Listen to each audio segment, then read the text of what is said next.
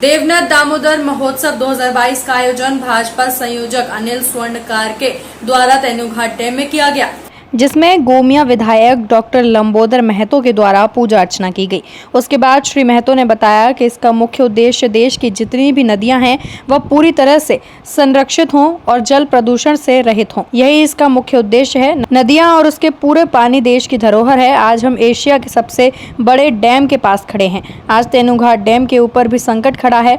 ललपनिया का छाई है, वह डैम में पानी आ रहा है, वह डैम के पानी में आ रहा है। निश्चित रूप से तेनुघाट डैम के अस्तित्व को कैसे बचा सकें, नदी के जल को किस तरह से संरक्षित कर सकें, इसे लेकर विधानसभा, राज्य सरकार से लेकर प्रशासन तक सभी जगह पर हमने बात रखी है। देश की सारी नदियों को प्रदूषण से बचाने के साथ ही तेनुघाट डैम के पानी को बचाने के लिए संकल्पित है।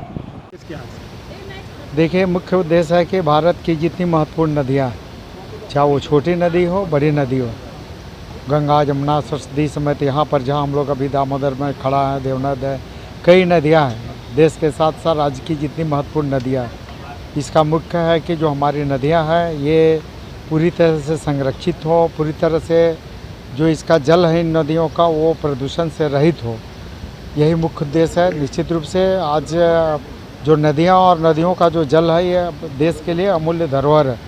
इसका संरक्षण हो और पूरी तरह से प्रदूषण से मुक्त हो, यही इसका मुख्य उद्देश्य है। और निश्चित रूप से आज जहाँ पर हम लोग हैं, जिस जगह पर हैं, जिस देश का, एशिया महादेश का सबसे बड़ा अर्धन डैम जिस नदी पर बसा हुआ है, अभी कई ऐसे मुद्दे हैं जिसमें सरकार को संज्ञान लेने की आवश्यकता है, प्रशासन को संज्ञान लेने की आवश्यकता है। आज तेनुघाट डैम के अस्तित्व पर ही खड़ा संकट उत्पन्न हो गया है। अगर आप देखेंगे तो टीटीपीएस ललपनिया अपना जो उसका डस्ट है वो अपना छाई डैम के माध्यम से वो कटेल नदी में गिरा रहा है, फिर कटेल नदी के माध्यम से तेनुघाट डैम में आ रहा है। तो निश्चित रूप से तेनुघाट डैम के अस्तित्व को हम लोग कैसे बचा सकें, इस नदी के जल को हम लोग किस तरह से संरक्षित कर सकें, प्रदूषण से रहित कर सकें, तेनुघाट डैम को किस तरह से प्रदूषण से मुक्त कर सकें, इस दिशा में हमने विधानसभा से लेकर राज्य सरकार से लेकर जिला प्रशासन तक हर मोर्चे पर इस बात को हम लोगों ने रखा है।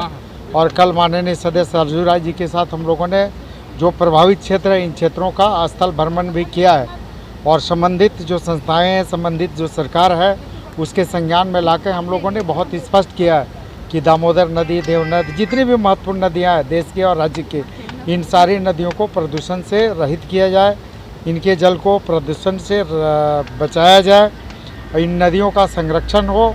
इस दिशा में हम लोग सक्रिय रूप से काम कर रहे हैं और विशेष करके तेनुघाट डैम के अस्तित्व को बचाने के लिए हम लोग काफ़ी प्रयत्नरत है, काफ़ी प्रयत्नशील है और इस दिशा में अगर लगेगा तो हम लोग माननीय उच्च न्यायालय में भी PIL दायर करेंगे।